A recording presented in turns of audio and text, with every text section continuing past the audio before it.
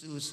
Setiap kita yang siap belajar dan mendengar bersama-sama katakan amin. Kita beri tepuk tangan bagi Yesus kita. Haleluya. Dia penyembuh, dia pemulih kita, dia memberkati saudara dan saya. Haleluya. Amin saudaraku. Iya. Kalau kita tahu dia ada bersama kita, maka kita akan senantiasa bersuka cita. Bahwa kita akan senantiasa menikmati sebuah hubungan yang manis dengan dia. Oh, demikianlah Tuhan yang hebat bersama kita.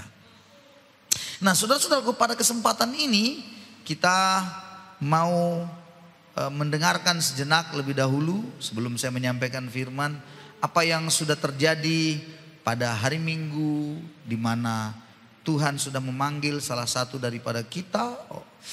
Bapak Ama Belvi sudah dipanggil Tuhan, dan kita akan mendengarkan dalam kesempatan yang indah ini. Ina Belvi akan menyampaikan sesuatu dalam 5-10 menit. Kami persilakan untuk Ina Belvi menyampaikan sesuatu. Silakan Ibu, mari. Mari.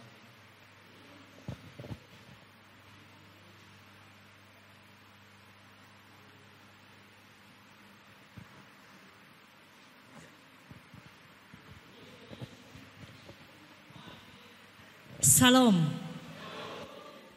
Bapak Ibu jemaat yang dikasihi oleh Tuhan kita Yesus Kristus, sesungguhnya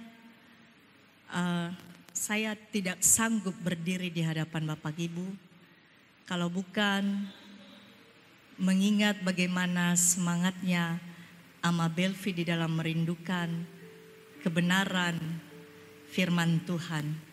Tadi saya minta kepada Bapak memang bila diperkenankan setidaknya untuk mengucapkan sekedar kata-kata terima kasih untuk jemaat Tuhan di tempat ini. Mungkin tidak terlalu panjang yang ingin saya sampaikan, firman Tuhan yang akan menyapa kita pada pagi hari ini. Namun satu hal yang saya ingin sampaikan adalah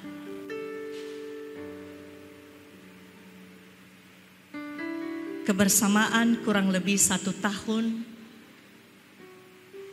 Ama Belvi telah bersama dengan komunitas kita di tempat ini.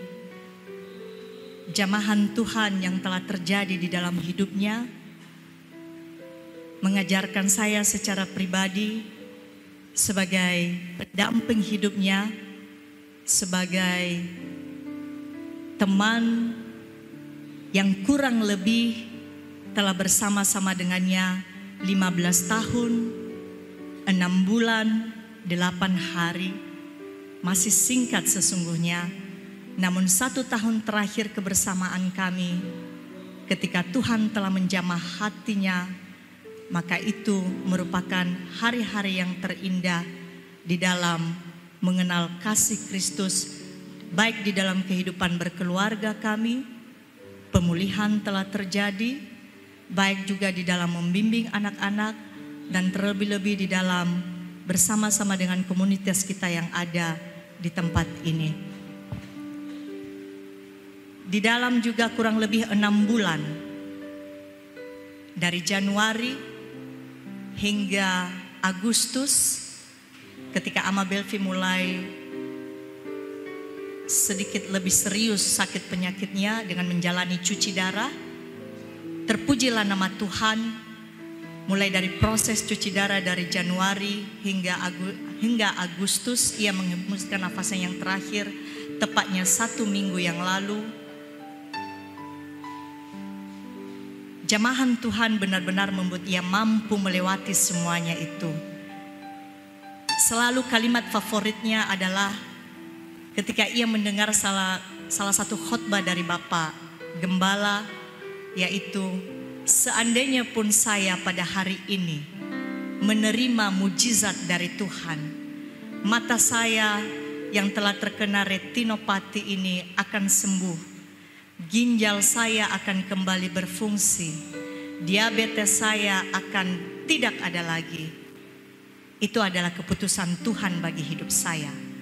Namun dalam kondisi saya yang masih sakit ini, seandainya saya pun mendapatkan mujizat dan sehat kembali, namun satu hal, bahwa saya juga pasti akan menuju kematian itu. Jadi apapun kondisi saya pada saat ini, apakah itu saya sakit, apakah itu saya mendapatkan mujizat, semuanya itu sesungguhnya adalah hanya menunda kematian. Karena kematian itu adalah satu hal yang pasti, dan kematian itu tidak perlu ditakuti, karena di balik kematian itu adalah awal dari kehidupan baru bersama Sang Pencipta. Itulah selalu pesannya bagi saya, dan itulah yang membuat saya juga mampu bertahan hingga saat ini dan menemani hari-harinya, yang membuat saya lebih semangat untuk menemaninya.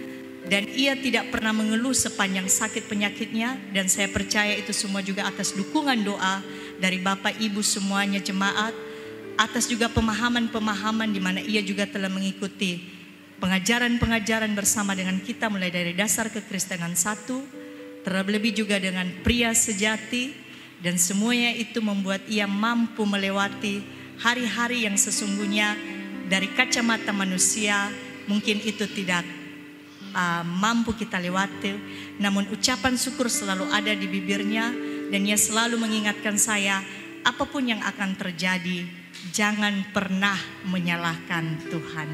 Apapun kondisi yang akan terjadi, sakit penyakit, itu sesungguhnya hanya jalan Tuhan untuk membuat kita bisa lebih dekat lagi dengannya, untuk bisa lebih membangun hubungan lebih lagi dengannya. Jadi maupun kita sehat, maupun kita sakit, semuanya biarlah nama Tuhan dipermuliakan. Dalam kesempatan ini saya mengucapkan terima kasih juga untuk jemaat Tuhan yang telah menemani kami dari awal hingga akhir proses dari awal dari rumah sakit seminggu yang lalu, kemudian di dalam proses memasukkan di dalam peti, penguburan, pengebumian. Tidak ada kata-kata selain terima kasih, baik dari keluarga, secara keluarga Zebua semuanya. Pada hari ini saya juga bersama dengan adik ipar saya. Atas seizin keluarga juga saya meminta izin bersama-sama pada hari ini. Kami hanya mampu mengucapkan terima kasih untuk segala kasih Bapak Ibu kepada kami sekeluarga, dan terima kasih untuk kebersamaan hari-hari yang telah dilewati bersama Ama Belvi selama kurang lebih 1 tahun ini. Terima kasih juga untuk adik-adik pemuda yang telah berkesempatan pada hari akhirnya di hari Sabtu, yang sempat bercerita dengan teman-teman pria sejati juga, dengan Bapak Ibu Komsel, baik Komsel Dahana dan terlebih secara khusus kepada teman-teman Komsel Fodo yang telah menerima Aba Belvi sebagai saudaranya yang kekasih di dalam Kristus Tuhan. Semoga apa pesan yang telah ia berikan sepanjang hidupnya, saya dan anak-anak akan mampu melewatinya dan akan mampu untuk menjalaninya. Dan sekali lagi, apapun kondisi kita, sakit penyakit tidak perlu kita takuti, karena itu sesungguhnya hanya jalan untuk lebih mendekatkan kita kepada Tuhan. Dan kondisi sehat juga, mari kita gunakan kesempatan yang diberikan Tuhan di dalam lebih lagi membangun hubungan kepadanya, dan di dalam juga melayaninya. Kerinduan Ama Belvi untuk melayani Tuhan telah ada, namun Tuhan mungkin mengatakan cukup sampai di sini, dan biarlah apa yang menjadi kenangan dari hidupnya itu yang membuat kami sekeluarga dan kita semua untuk lebih lagi merindukan kebenaran firman Tuhan. Mungkin hanya demikian yang bisa saya sampaikan. Tuhan Yesus memberkati. Tuhan Yesus mengasihi Bapak Ibu semua. Salam. Amin. Shalom. Kita beri tepuk tangan bersama-sama. Terima kasih buat Mama Belvi yang hari ini memberikan sesuatu untuk kita. Jadi sakit penyakit tidak perlu ditakuti. Masuk neraka lah yang perlu bilang kiri kananmu. Kalau kau sakit jangan takut. Masuk neraka lah yang kau harus takuti. Katakan kiri kanannya dulu coba. Ya. Haleluya. Amin saudara-saudara. Lalu tanya. Mana? Kau masuk neraka? Tanya lagi. Masuk neraka? Nah, kan ada yang bilang hampir katanya kan. Udah mendekati dia. terlalu banyak dosanya ya saudara. Ya saudara-saudaraku, pada kesempatan ini juga kita akan menaikkan sebuah lagu kebangsaan sebagai kita sudah melewati kemerdekaan kita yang luar biasa ya. Bertepatan tanggal 22 Agustus gereja ini sudah berdiri, tepatnya 22 Agustus 96 itu dari surat tanda lapor yang dikeluarkan Departemen Agama untuk gereja ini, sehingga kita bisa masuk di Nias, diberikan sebuah keleluasaan melayani di seluruh Nias pada waktu itu. Nah kalau yang sekarang saya lihat banyak gereja-gereja yang masuk, saya tidak tahu apakah mereka sudah mengurus surat tanda lapornya di Departemen Agama, saya tidak tahu. Tapi bagi kita semua gereja Kristen Baitani tertanggal 22 Agustus 96 gereja ini diberikan sebuah keleluasaan untuk masuk dan melayani. Nah itu sebabnya kita sekarang kurang lebih sudah berumur berapa ini GKB ini? 26 tahun. 26 tahun dan saya beritahu 26 tahunlah aku sudah ada di Nias ini. Melihat muka-muka Anda yang begini-begini semua, haleluya, puji Tuhan. Amin saudara-saudaraku. 26 tahun, tidak terasa. Anak pun sudah besar-besar ya. Semuanya ya, lahir dan besar di pulau ini. Nah, hari ini kita akan menaikkan sebuah lagu Indonesia kita. Kalau kita lihat ada bendera di kiri kanan ini, bendera, ingat ya saudara, jangan anggap enteng. Kalau sekarang aku tengok generasi muda anggap remeh dengan bendera ini. Kenapa? Ya menghormatinya saja pun dengan kita memberikan sebuah penghormatan begini udah susah setengah mati. Ada yang main-main lagi, ada yang ketawa-ketawa lagi saudara-saudaraku. Dan ada yang lebih celaka lagi, ada katanya gereja yang tidak menghormati bendera karena katanya itu sesat katanya. Wah itu manusia, mohon maaf ya kalau saya bilang agak sedikit keras, manusia yang gak pakai otak itu. Lebih bagus yang gak usah ada di Indonesia ini, pergi sana dia tempat negara lain. Kita ini lihat bendera merah putih seperti ini kita enak, kita lihatnya udah berdiri berkibar. Dulu masa zaman perjuangan itu nyawa taruhannya berdiri, bukan main-main. Taruh aja di atas rumahmu merah putih, udah datang tuh Belanda, udah pasti dibunuh itu. Jadi belajarlah menghargai simbol-simbol negara, belajar menghargai bendera. Makanya kalau saya bilang ada orang-orang yang menganggap itu setan lah, sesat lah, saya pikir itu terlalu kurang azam, itu kurang ajar betul saudara-saudara. Saya masih ingat cerita daripada orang-orang tua saya di kampung. Karena salah satu pahlawan nasional yang sudah dijadikan dia menjadi seorang pahlawan nasional itu ibaratnya kakek moyang saya di atas begitu. Kalau Anda lihat salah satunya itu ada bernama Kiras Bangun. Kiras Bangun sering dikenal di kampung saya dengan Si Garamata. Dan Kiras Bangun sudah menjadi pahlawan nasional dari kampung saya sendiri. Dan kalau saya mendengar bagaimana kisah-kisahnya pada waktu masa zaman kolonial Belanda, bagaimana akhirnya dia juga harus mati terbunuh dalam sebuah pertempuran.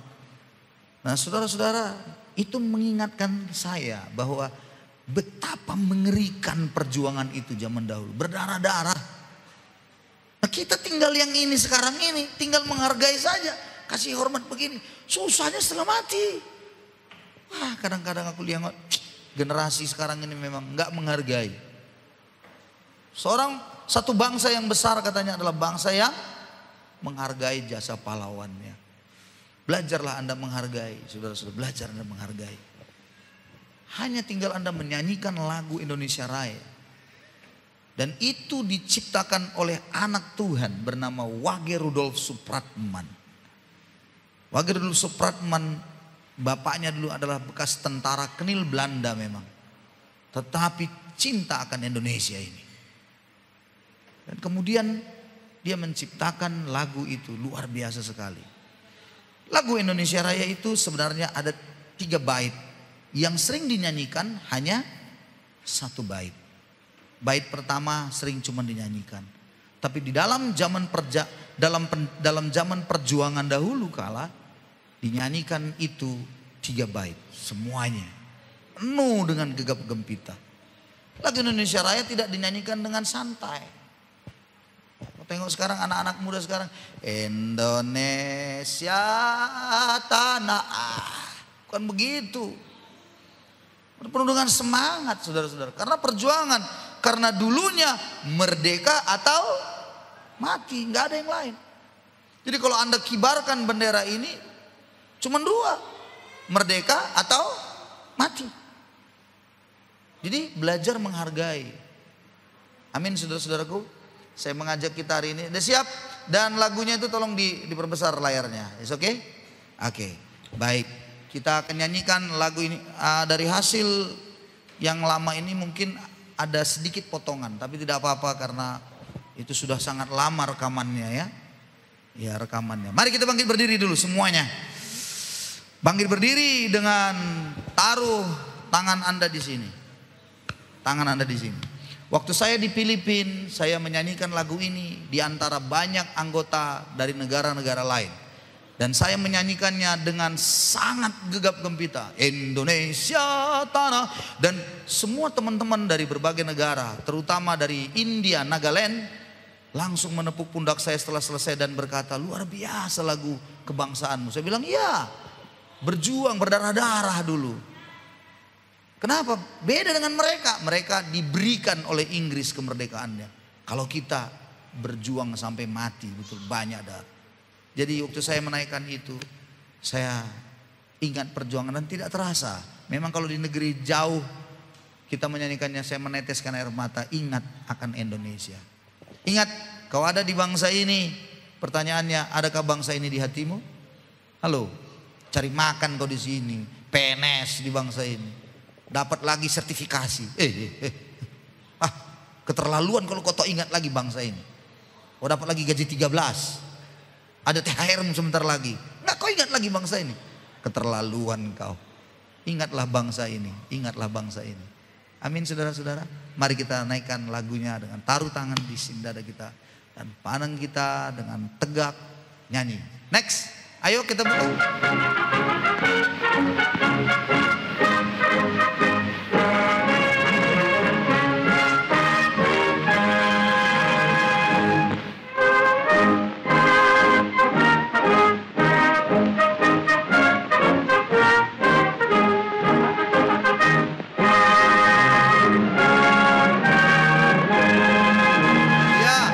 Indonesia tanah airku, tanah tumpah darahku.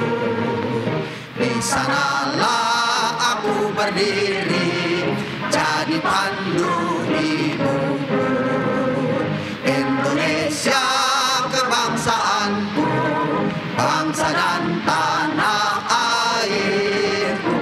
Marilah kita berseru, Indonesia bersatu.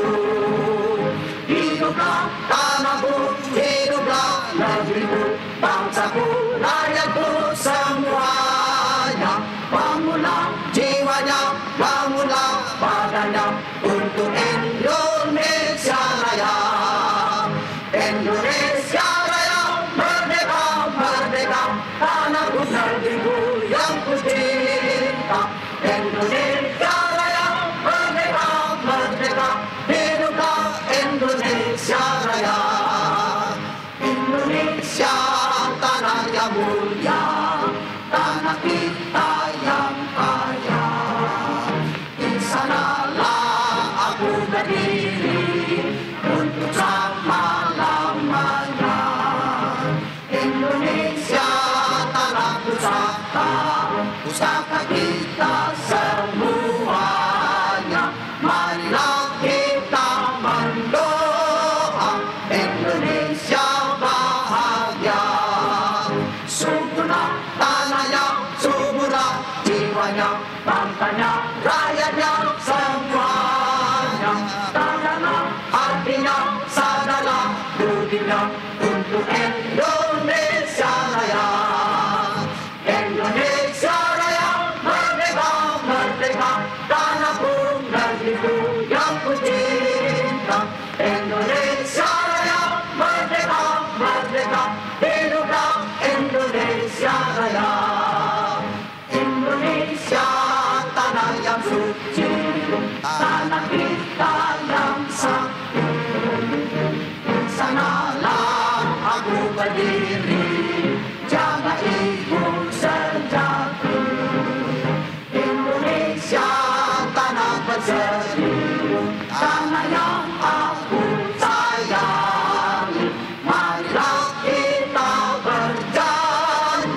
Indonesia abadi. Selamatlah rakyatnya, selamatlah putranya, pulaunya, lautnya, semuanya.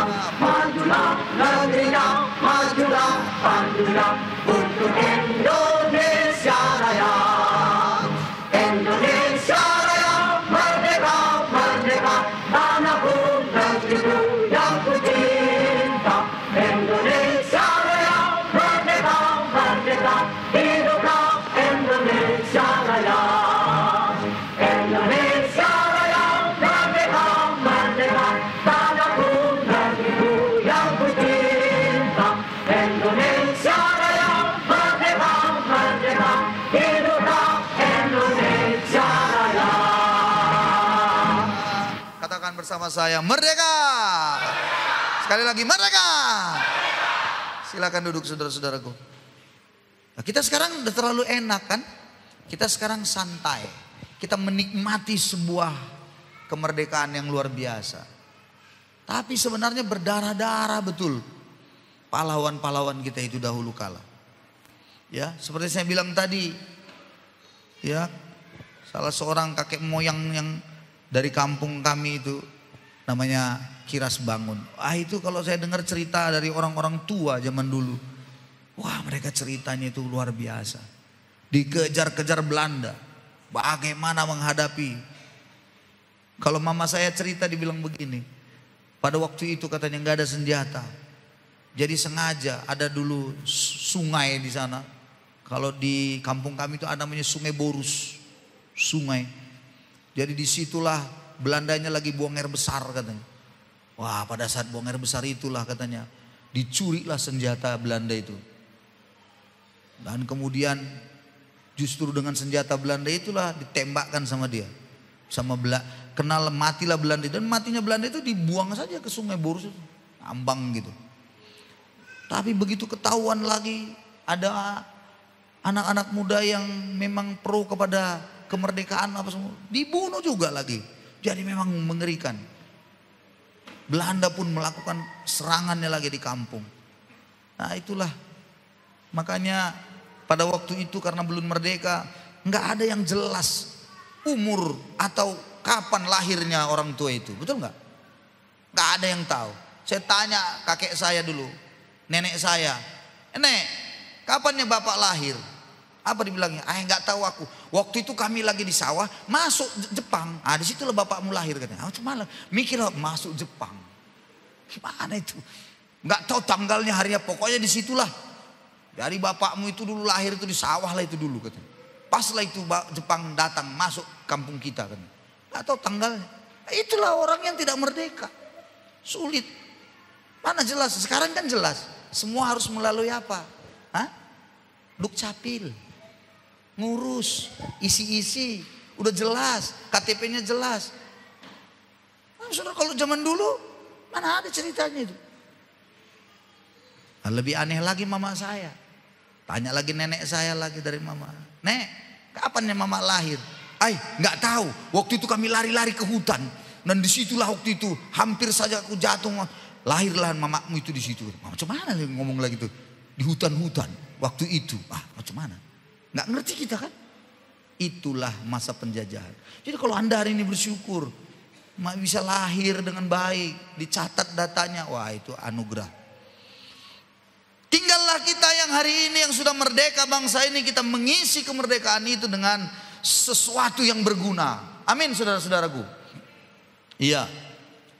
Nah itu penjajahan dibuat oleh penjajahan kolonial Belanda. Indonesia kita benar-benar menderita. Pertanyaannya sekarang, tahukah Anda bahwa ada satu penderitaan yang lebih ngeri lagi dan Anda harus dimerdekakan dari situ. Penderitaan itu adalah akibat dosa yang harusnya membuat Anda dan saya masuk ke dalam neraka, dan kematiannya, penderitaannya sampai selama-lamanya. Dan oleh karena itulah kita perlu dimerdekakan dari dosa itu. Kita perlu dibebaskan dari dosa itu. Siapa yang bisa memerdekakan kita? Siapa yang bisa melepaskan kita dari perbudakan dosa itu? Kita menjadi hamba, budak dosa itu. Saudara dan saya perlu sadari juga. Sebagaimana kita bisa mengingat bagaimana pahlawan itu berdarah-darah, nyawa taruhannya, harta benda habis semuanya. Yang kadang-kadang dikorbankan dalam satu rumah, dalam satu keluarga. Anaknya mati oleh karena perjuangan itu. Itu nggak main-main. Anda harus mengingat dan mengenangnya menjadi suatu hal yang penting dalam hidup saudara. Bahwa saudara harus bersyukur untuk kemerdekaan ini.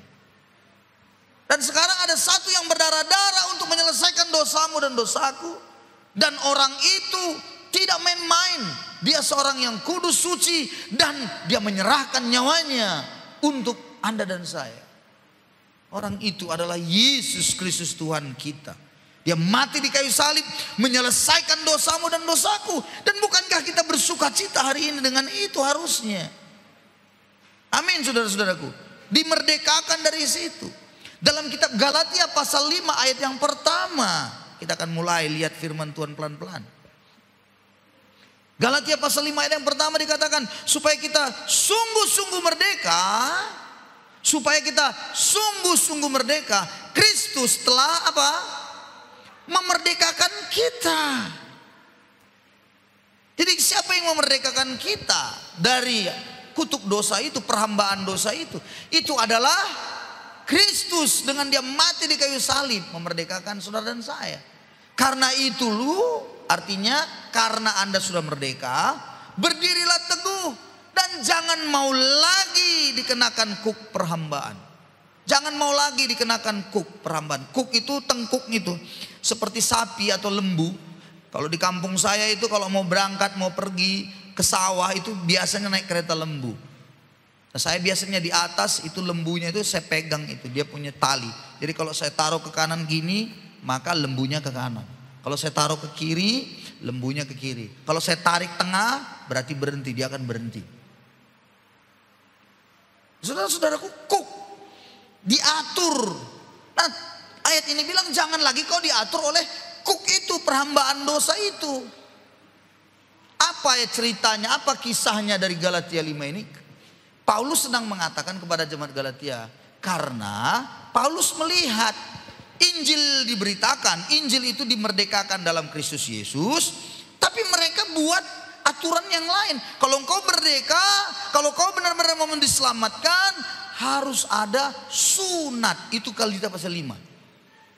Harus disunat. Semua orang yang mau diselamatkan, yang katanya percaya Yesus, harus disunat baru sah.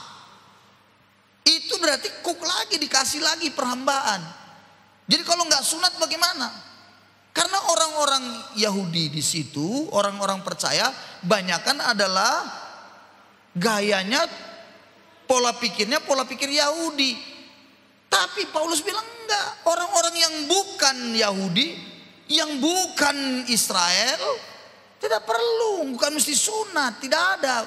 Pokoknya dimerdekakan dalam Kristus Yesus, tidak ada yang lain, nggak perlu ditambah-tambah. Maka saudara-saudaraku, kita harus bersyukur karena Yesus yang memerdekakan, tidak ada yang lain. Dan janganlah kita memberi diri kita untuk diperbudak lagi. Ayat yang ke-13 pasal 5 itu masih ayat yang ke-13. Nanti ayat yang pertama kita lihat masih tetap ya. Jangan gunakan kemerdekaan itu sebagai kesempatan untuk hidup dalam dosa. Nah, jadi kalau sudah merdeka, itu yang dimaksud, jangan lagi di dalam dosa. Jangan lagi menjadi kuk perhambaan. Jadi saudara-saudara dan saya perlu ngerti, kita sudah benar-benar merdeka di dalam Kristus. Katakan amin. Bilang kiri kanannya, kamu merdeka di dalam Kristus Yesus. Merdeka dari mana? Merdeka dari perbudakan dosa. Kembali pasal 5 ayat 1-nya tadi. Kembali pasal 5 ayat 1 lagi. Oleh karena itu katanya tadi, setelah kita dimerdekakan, berdirilah teguh. Lalu apa? Jangan mau lagi dikenakan kuk perhambaan. Jangan mau lagi dikenakan kuk perhambaan. Lalu kalau Anda tidak mau lagi diberi kuk perhambaan, apa yang dilakukan? Kembali Galatia 5 ayat 13. Ayat 13 bilang tadi, jangan gunakan kemerdekaan kesempatan untuk dosa. Jadi kok perhambaan kembali lagi kepada dosa itu. Jangan, melainkan ayat 13-nya bilang, Galatia 5 ayat 13, layanilah seorang akan yang lain. Jadi bahasanya begini, kalau Anda dan saya sudah dimerdekakan, sama. Kalau dulu para pejuang pahlawan kita sudah memberikan kita kemerdekaan dengan perjuangan yang luar biasa, berdarah-darah, kita mengisi kemerdekaan ini dengan hal-hal yang baik. Jangan lagi kita mau dijajah. Nah, kalau hari ini kita secara rohani sudah dimerdekakan oleh Kristus Yesus, jangan lagi kita mau kembali ke dosa itu. Amin, saudara-saudaraku. Tapi mulailah mengisi kemerdekaan yang Tuhan sudah beri dengan melayani seorang akan yang lain di dalam kasih. Jadi kita harus melayani, isi kemerdekaan yang Tuhan sudah beri. Jangan gunakan itu, ya. Jangan gunakan untuk kembali lagi hidup dalam dosa. 1 Petrus 2 ayat 16 dengan cepat, lihat lagi, Anda catat ya. 1 Petrus 2 ayat 16. Hiduplah sebagai orang merdeka. Ya, hiduplah sebagai orang merdeka dan bukan seperti apa? Mereka yang menyalahgunakan kemerdekaan itu. Jadi disalahgunakan kemerdekaan yang sudah diberikan Tuhan dengan cara menyelubungi kejahatan-kejahatan mereka.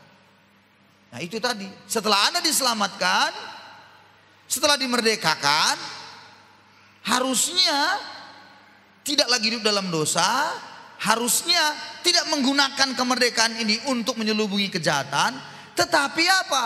Layani seorang akan yang lain. Dan ayat ini bilang, tetapi hiduplah sebagai hamba Allah. Hiduplah sebagai hamba Allah. Jadi saudara dan saya ingat, hamba Allah bukan berarti semua berbicara hamba Allah itu bukan berarti harus jadi pendeta. Salah ya saudara-saudara. Hamba Allah itu bukan bicara soal pendeta. Enggak. Anda yang sudah merdeka, Anda hamba Allah. Katakan 2-3 ya. Saya hamba Allah. 2-3 ya. Orang yang sudah merdeka, hamba Allah. Bukan hamba dosa lagi. Ada yang bilang sama saya, Bapak itu hamba Tuhan ya katanya. Iya, lah kamu hamba apa? Saya bukan hamba Tuhan Pak. Lah kalau begitu kamu hamba setan. Dia jawab, enggak Pak. Oh hamba bihu. Bukan, jadi hamba apa? Saya bukan hamba Tuhan. Lah hamba apa? Baru dia ngerti, oh iya ya Pak ya. Iya kau pun hamba Tuhan. Kau pun hamba Allah. Cuman ya mungkin pekerjaanmu tidak di gereja. Mungkin pekerjaanmu di dunia kerja. Di dunia yang lain di sana tempatmu, tapi kau di situ sebagai hamba Allah. Kalau Anda berpikir bahwa pendeta selalu hanya bicara hamba Allah, Anda tidak hamba Allah. Nanti Anda di tempat pekerjaan, karena Anda bukan hamba Allah, akan mempergunakan kemerdekaan Anda menyelubungi kejahatan-kejahatan Anda. Tapi kalau Anda tahu Anda hamba Allah, Anda tidak akan main-main di tempat Anda bekerja. Haleluya, amin saudara-saudara. Anda itu orang merdeka. Kita ini orang merdeka di dalam Kristus. Jadi hiduplah sebagai hamba Allah, bukan hamba dosa. Katakan amin. Jadi dengan demikian, kalau kita menjadi hamba Tuhan, maka kita harus mulai apa? Mengikuti apa yang Tuhan mau. Mengikuti bagaimana yang Tuhan rindukan dalam hidup ini. Apa yang Tuhan mau, yang kita isi kemerdekaan yang Tuhan sudah beri dalam hidup ini, yang namanya rencana Tuhan yang kita mau kerjakan. Apa itu saudara-saudaraku? Apa kerinduan hati Tuhan dulu? Apa? Kerinduan hati Tuhan yang terbesar luar biasa adalah supaya setiap orang diselamatkan. Itu sebabnya dia memberikan sebuah perintah, amanat. Sebelum dia naik ke surga dia berikan amanat, namanya amanat agung. Pergilah. Jadikan segala bangsa murid. Baptislah mereka dan Bapa dan Roh Kudus, ajarlah. Jadi ada sebuah tugas. Jadi waktu mengisi kemerdekaan di dalam Kristus yang kita sudah hari ini nikmati, dapatkan, isilah dengan apa? Isilah dengan yang namanya kita melayani seorang dan yang lain. Sebagai kita hamba Tuhan, bagaimana supaya orang bisa diselamatkan. Amin saudara-saudaraku. Mulai dari siapa? Mulai dari keluarga. Supaya suami kita diselamatkan, supaya istri kita diselamatkan, orang tua, anak. Supaya apa? Naik lagi selanjutnya, tetangga kita, saudara kita, tempat pekerjaan kita. Supaya orang semua diselamatkan. Itu kerinduan hati Tuhan. Makanya saudara dan saya harus ambil sebuah tugas ini. Ini bukan main-main. Merdeka jangan cuma enak, merdeka, merdeka begitu. Enggak. Diisi kemerdekaan itu. Haleluya. Amin saudara-saudaraku. Apa maksudnya itu di dalam kita memberitakan Injil, memberitakan sesuatu kabar baik, ya supaya orang diselamatkan. Dalam bahasanya, dalam bahasa rohaninya disebut kita punya anak-anak rohani. Punya apa saudaraku? Bahasa yang lain menghasilkan buah. Buah itu salah satunya adalah jiwa-jiwa. Nah, sekarang saya memberitahu, kalau ada orang dia sudah merdeka, tapi dia tidak menghasilkan buah, tidak memberitakan kebenaran Injil itu kepada banyak orang, yang adalah kabar sukacita, good news itu, kabar baik itu. Dan dia tidak merindukan orang lain merdeka seperti dia. Kalau dia sudah merdeka, harusnya yang lain juga bisa merdeka dari dosa-dosa itu. Tapi dia nggak mau, dia nggak, ya mungkin terlalu banyak beban pikirannya. Mungkin bisa saja dia mikirkan dirinya sendiri. Tapi itu tidak bisa. Kalau kita sebagai orang yang merdeka dalam Tuhan, kita harus, tanda kutip ini penting nih, garis bawahi, harus melayani orang lain. Sebagai kita hamba Allah.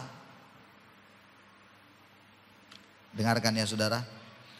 Pada waktu perjanjian lama. Ini saya mau sedikit kita belajar mengerti kembali perjanjian lama. Dalam kitab Kejadian 1 ayat 26 sampai 28. Allah katanya berfirman.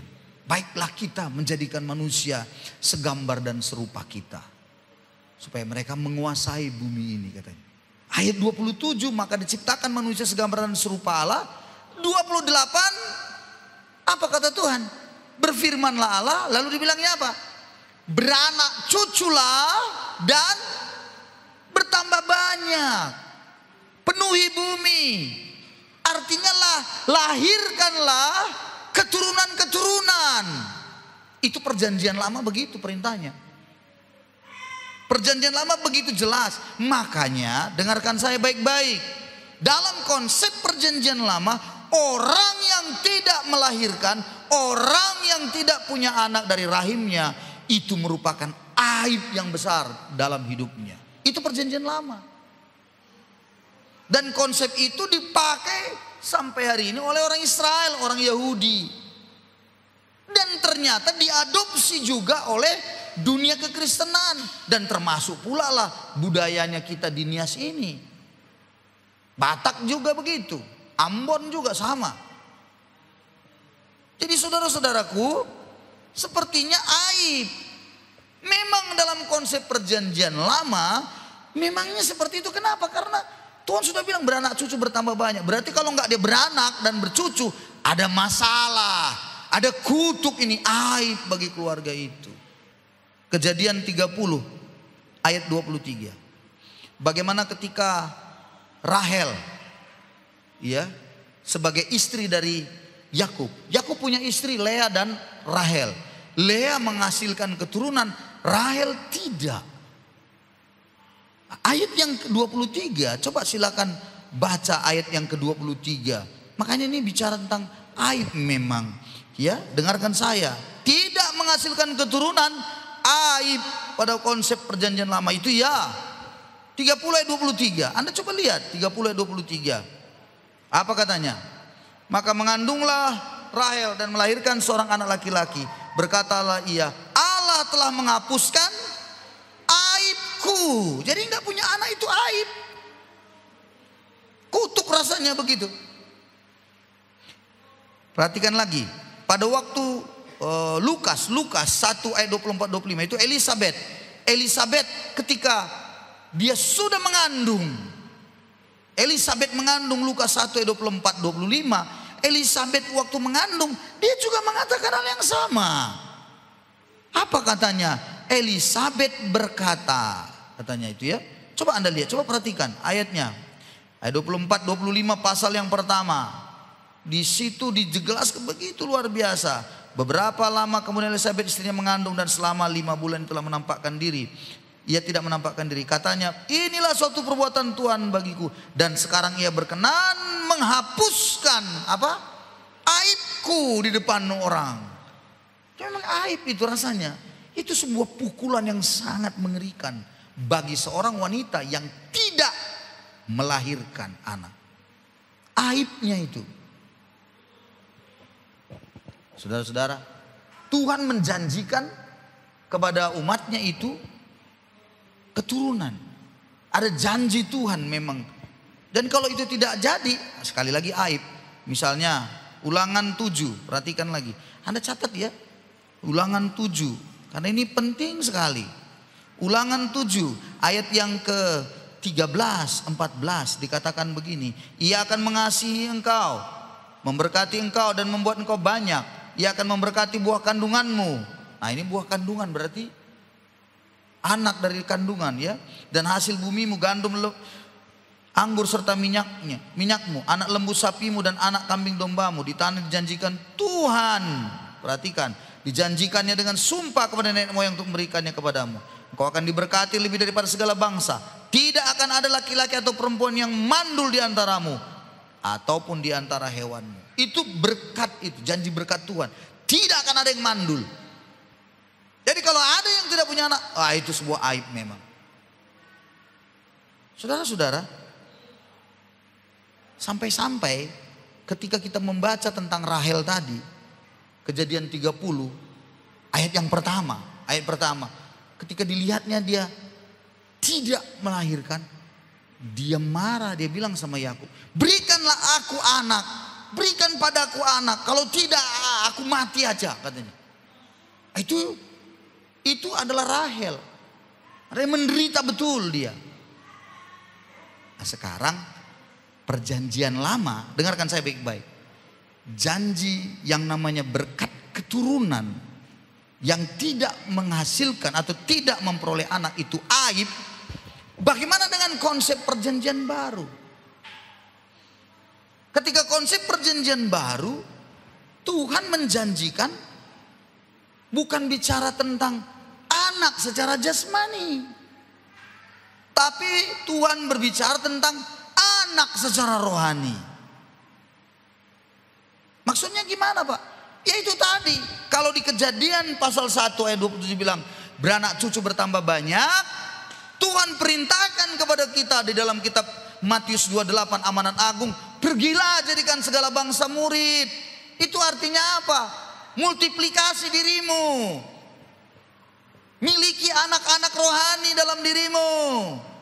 Miliki dengan penuh semangat. Jangan lagi kau mandul secara rohani. Kalau jasmani, di dalam mandul jasmani perjanjian lama, maka perjanjian baru jangan kau mandul secara rohani. Dan dengar baik, kalau saya sinkronkan lama, perjanjian lama dengan yang baru, kalau mandul secara jasmani adalah aib, dengarkan saya, kau mandul secara rohani, aib itu sebenarnya. Jangan kau anggap enteng itu. Siapa yang kau bawa ke Tuhan, itu adalah anak-anak rohanimu. Ini enggak, banyak orang datang ibadah tenang, kebaktian nyanyi, diberkati, itu aja. Enggak mikirkan orang lain, enggak mikirkan saudara, enggak mikirkan siapa yang akan dibawanya ke Tuhan. Begitu tidak ada dalam benak saudara, dengarkan saya, kau mandul secara rohani dan aib bagimu harusnya. Bukan enak saudara-saudara. Jadi saudara-saudaraku, ingatlah baik-baik. Kalau Roh sudah memerdekakan Anda, Yesus memerdekakan Anda, maka yang harus dilakukan apa? Layanilah seorang akan yang lain. Jadilah engkau hamba Tuhan yang apa? Yang menghasilkan anak-anak ilahi yang kau hasilkan dari pelayananmu. Karena engkau hamba, bukan saya saja hamba. Kan sudah saya bilang tadi, semua kita hamba Tuhan yang sudah dimerdekakan. Katakan amin.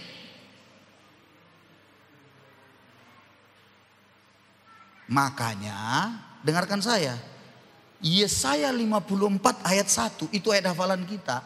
Coba lihat Yesaya 54 ayat 1. Yesaya 54 ayat 1. Bersorak-sorailah hai si mandul. Lihat. Hai si mandul yang tidak pernah melahirkan. Apa maksudnya ini? Yang tidak pernah melahirkan itu sama dengan anak jasmani, ngerti? Tidak melahirkan dia. Tidak melahirkan anak jasmani, tapi dibilang bersorak-sorak yang mandul itu. Mandul yang dulunya aib di perjanjian lama, tapi justru masuk dalam konteks perjanjian baru itu berbicara tentang sesuatu yang kita tidak lagi menjadi aib, justru bersorak-sorai. Bergembiralah dengan sorak-sorai dan memekiklah, hai engkau yang tidak pernah menderita sakit bersalin. Itu jasmani. Masuk selanjutnya, sebab yang ditinggalkan suaminya akan mempunyai lebih banyak anak daripada yang bersuami. Ini apa ini? Mana mungkin nggak ada suaminya, tapi punya banyak anak. Di mana ceritanya itu?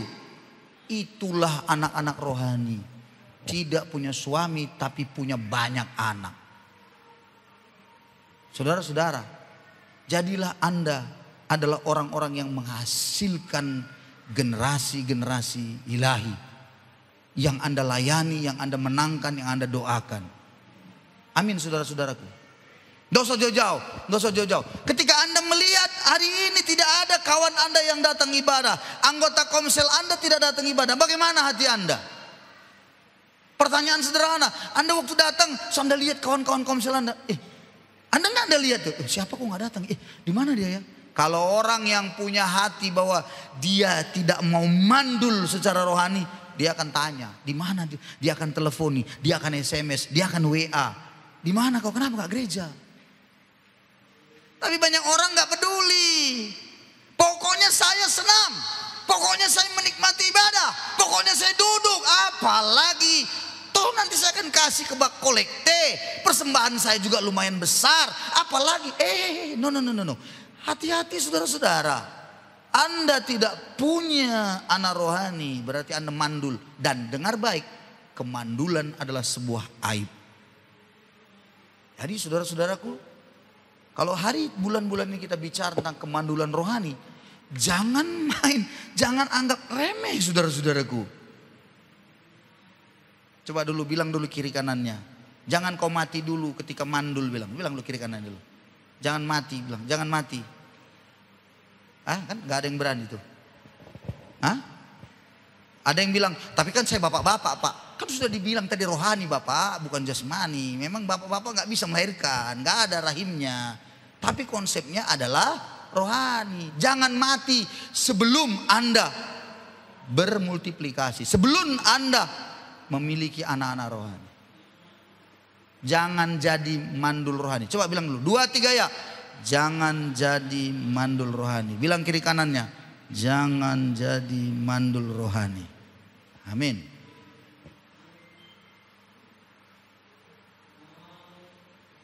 Yesaya 54 ayat 1 itu dituliskan lagi dalam kitab Galatia. Galatia 4 ayat 27 itu juga dituliskan kembali. Berarti memang nubuatan pesan di kitab Yesaya dalam kitab Galatia dituliskan kembali, membuktikan bahwa sesungguhnya anak-anak rohani harus dihasilkan. Sama persis, bersorak-soraklah hai si mandul katanya. Begitu juga ayatnya dalam kitab Galatia 4 ayat 27. Jadi saudara dan saya, taruh diri Anda hari ini. Taruh di dalam diri Anda, yes aku mau Tuhan. Yes, aku mau. Lukas Lukas 23 ayat 29. Lukas 23 ayat 29. Sebab lihat, apa itu? Akan tiba masanya orang berkata, berbahagialah perempuan mandul dan rahim tidak pernah melahirkan dan yang susunya tidak pernah menyusui. Berbahagia. Mengapa perempuan mandul itu? Karena sebenarnya banyak anak-anak rohani yang dihasilkannya. Itu keren. Luar biasa. Jadi kalau Anda tidak punya anak bagaimana? It's okay. Karena sekarang berbicara rohani, Anda punya anak-anak rohani yang luar biasa banyak. Luar biasa sekali saudara-saudaraku. Itu yang harus dikejar hari ini. Jangan jadi aib ketika mandul rohani. Dan kala saya ke Nias ya, di keliling-keliling ya, di berbagai desa, kecamatan di Nias kita ini. Kadang-kadang saya pun heran-heran juga. Ya, heran-heran juga. Ada orang, gimana? Pak Pendeta masih ingat saya? Mana lah aku ingat kali manusia itu begitu banyak. Pak, gak ingat bapak saya? Saya bilang gini, enggak.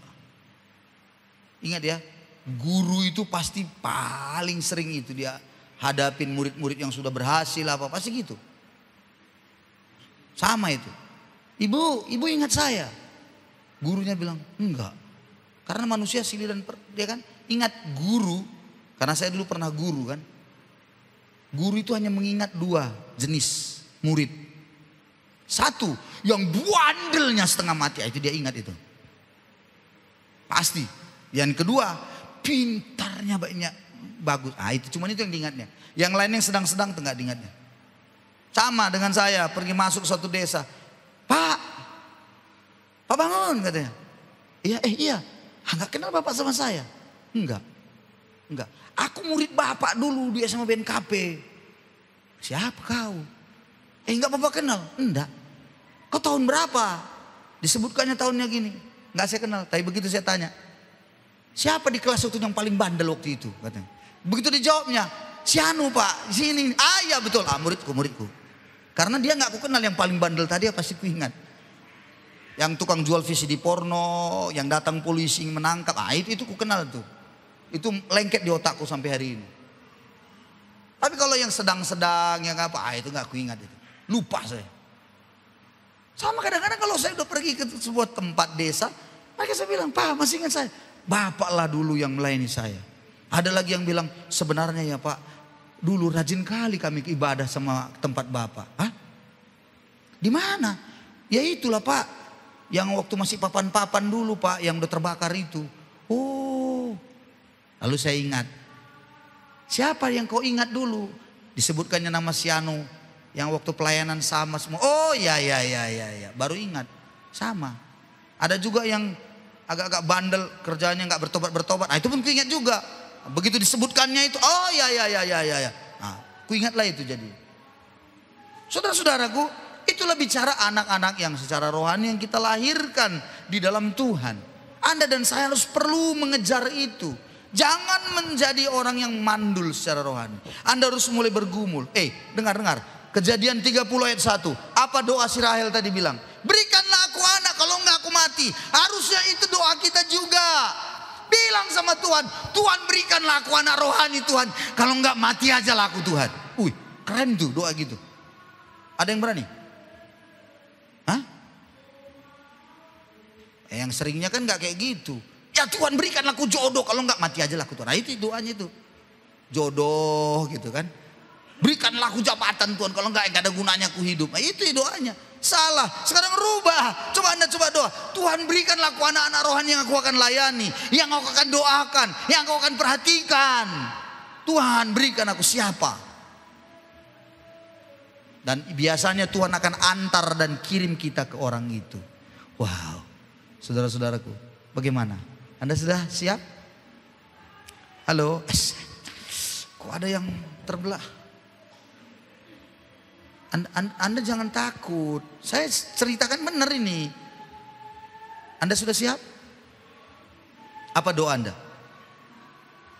Coba dulu, apa doa Anda? Berikanlah aku sertifikasi Tuhan. Terlalu kecil itu sertifikasi.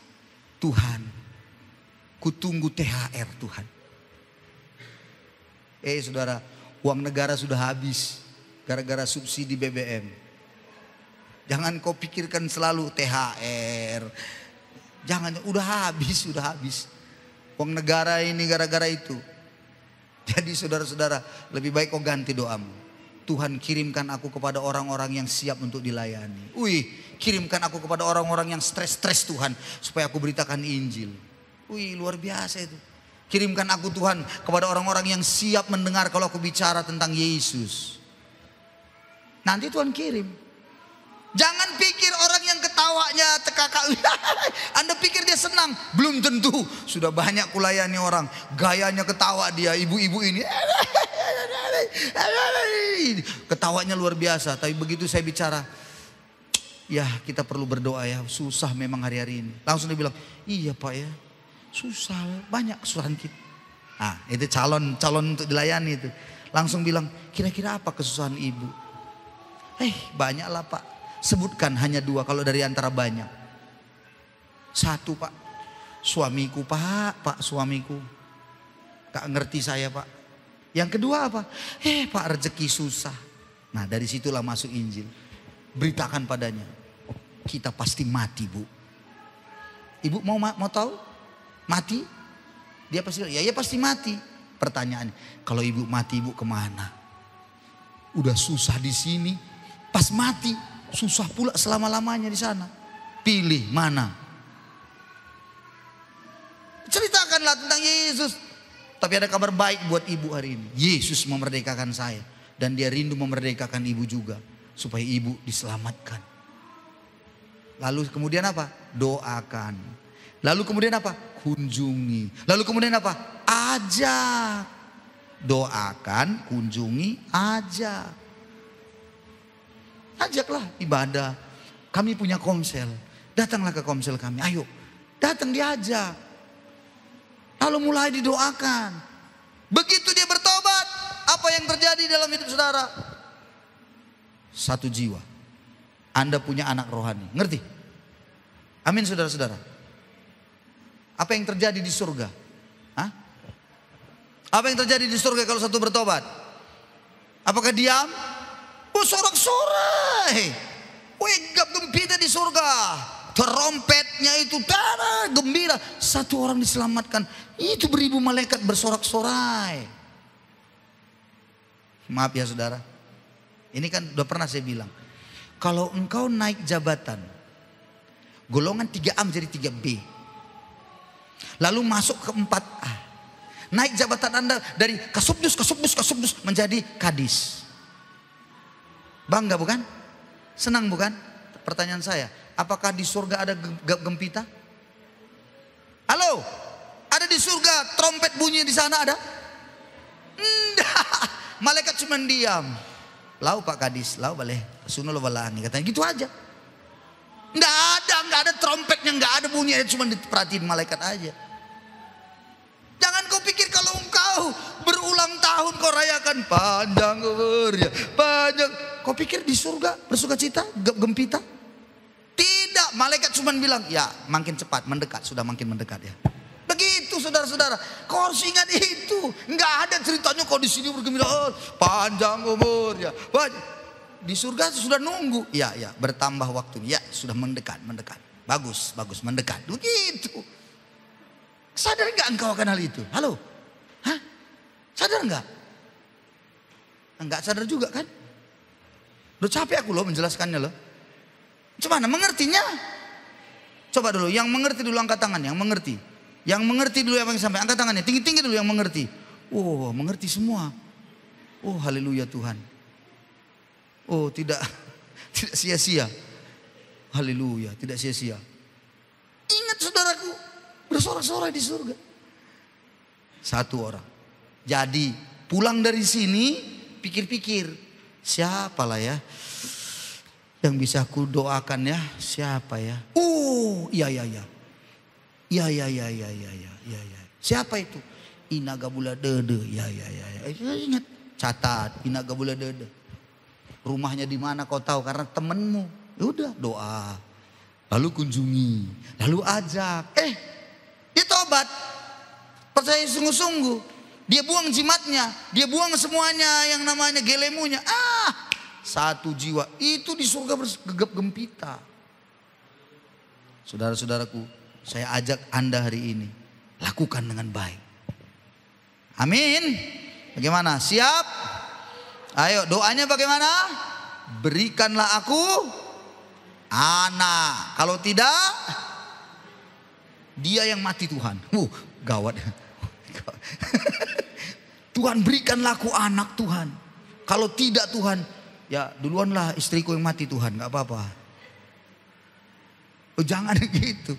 Anda harus sungguh-sungguh doa, Tuhan berikan, Tuhan berikan. Tunjukkan kepada aku orangnya. Saya yakin dan percaya Anda akan mendapatkan itu. Itulah sebabnya Yesaya pasal 54 ayat yang kedua berkata, lapangkanlah tenda tempat kediamanmu, tempat kemahmu, pancangkan kokoh patok-patoknya. Kau akan mengembang ke kiri dan ke kanan. Itu luar biasa. Apa maksudnya itu?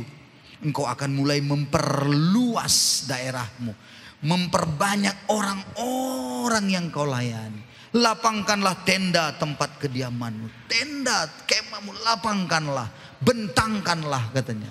Perluaslah, perluas, jangan menghemat. Perluas pola pikirmu, perluas hari ini bahwa saya harus memiliki anak-anak rohani. Perluas cara pandang Anda melihat hidup ini.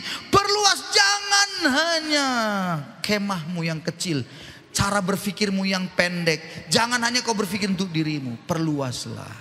Kita akan lihat hasilnya. Haleluya. Bulan depan kita akan melihat ada banyak orang-orang baru bisa datang dalam ibadah karena Anda sudah berfungsi sebagai hamba Tuhan. Mari kita beri tepuk tangan pada Yesus kita. Haleluya. Tuhan berkati kita semuanya hari ini. Mari kita datang pada Tuhan. Kita akan mendengar sebuah nyanyian nantinya dari anak-anak sekolah minggu kita. Tapi mari kita hari ini sebelumnya, saya rindu kita berdoa sejenak. Tundukkan kepala, Anda datang pada Tuhan. Haleluya. Haleluya. Terima kasih Tuhan Yesus.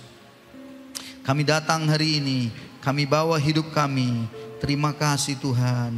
Terima kasih Tuhan. Satu-satunya